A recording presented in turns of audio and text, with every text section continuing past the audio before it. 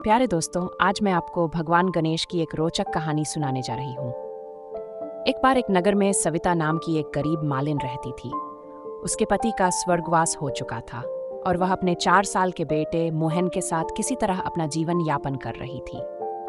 घर में उसकी सास भी रहती थी, जो अत्यंत कठोर हृदय की औरत थी।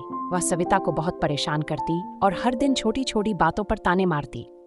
सविता ने हर स्थिति को सहते हुए अपनी सास की सेवा की, परंतु सास का दिल कभी न पिघला।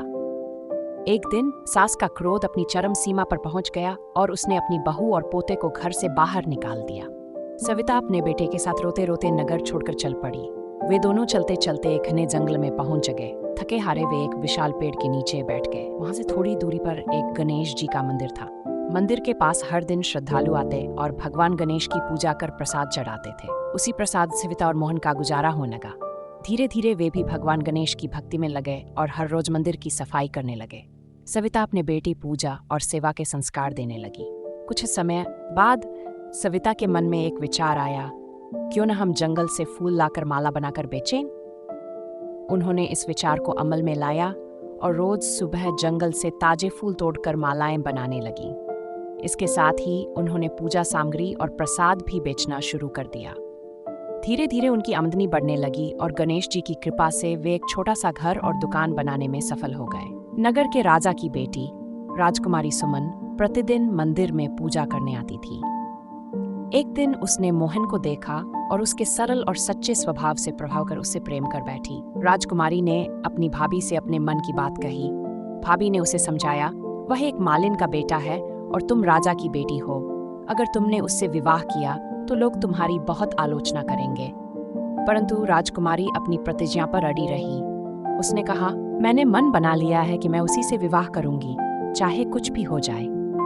भाभी ने ये बात राजा तक पहुंचाई। राजा ने पहले तो सोचा, लेकिन फिर अपनी बेटी के अडिग संकल्प को देखकर मान गए। राजा ने धूमधाम से अपनी बेटी का विवाह मोहन के साथ कर दिया। विवाह के बाद सविता अपने बेटे और बहू को लेकर सबसे पहले गणेश जी के मंदिर गई और वहां पूजा अर्चना की।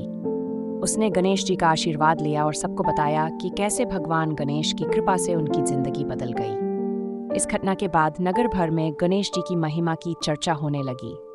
लोग ये जानने के लिए मंदिर आने लगे कि गणेश जी की कृपा से किस प्रकार दुखों का नाश होता है। इसके चलते सविता की दुकान की बिक्री और बढ़ गई। उधर सविता की सास के बुरे दिन शुरू हो गए। उसका घमंड टूट गया और कोई भी उसकी मदद के लिए आगे नहीं आया। एक दिन भूख और निराशा से परेशान होकर वह भी गणेश जी के मंदिर पहुंच गई। वहां उसने मोहन से रोटी कपड़ा मांगा और कहा, मैं तुम्हारे लिए काम कर दूंगी, बस मुझे खाना दे दो। मोहन को उस वृद्ध महिला पर दया आई और उसने उसे काम पर रख लिया। उसने अपनी दादी को नहीं पहचाना। जब सविता घर लौटी और अपनी सास को देखा तो वह चौंक गई। उसने कहा, सासू जी आप यहाँ कैसे? सास ने पोते की ओर इशारा करते हुए कहा, मैं इस सेठ के यहाँ काम करती हूँ। सविता ने हंसते हुए कहा, यह सेठ कोई और नहीं, आपका अपना पोता है।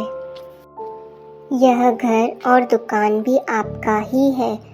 जब आपने हमें घर से निकाला तब भगवान गणेश जी ने हमारी रक्षा की और हमें आशीर्वाद दिया। सास की आंखों से आंसू बहने लगे और उसने स्वीकार किया, मैंने अपने कर्मों का फल भोगा है।